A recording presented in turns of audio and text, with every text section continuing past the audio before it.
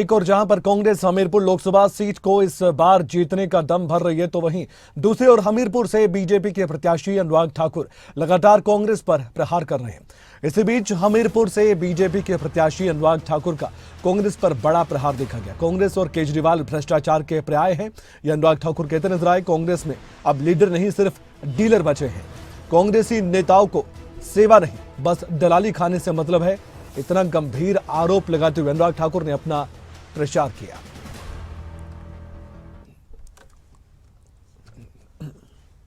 अंतरिम राह पर वो भी कंडीशनल बेल लेकर आए हैं, तब से जग हंसाई हो रही है। कैसे कैसे बयान दे रहे हैं।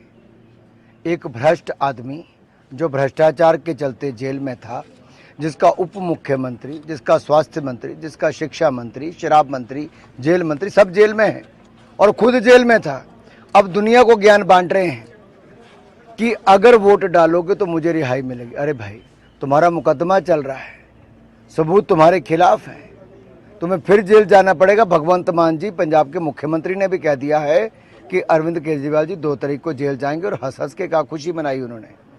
और ये जाके हेमंत सोरेन जी को कह रहे हैं, जो एक और भ्रष्टाचार के चक्कर में, जो रक्षा मंत्रालय की जमीनों पर भी जिनकी नजरें रहती हैं, कांग्रेस रक्षा सौदे में दलाली खाती थी, ये उनके भ्रष्टाचार की बात करते करते राजनीति में आए और खुद भ्रष्टाचार के दलदल में डूब गए।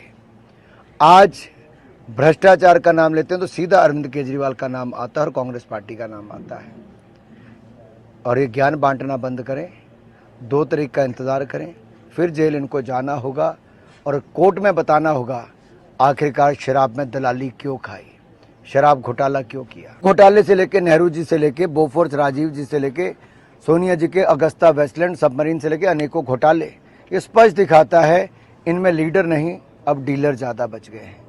डील होती है तो इनकी सरकारें चलती हैं, इनके घर चलते हैं और ये दलाली के बारे में ही ज़्यादा सोचते हैं। आज इंडी गठबंधन में देखिए, वो नेता हैं जो कोई जेल में है या कोई बेल पर है, भ्रष्टाचार के गंभीर आरोपों पर हैं।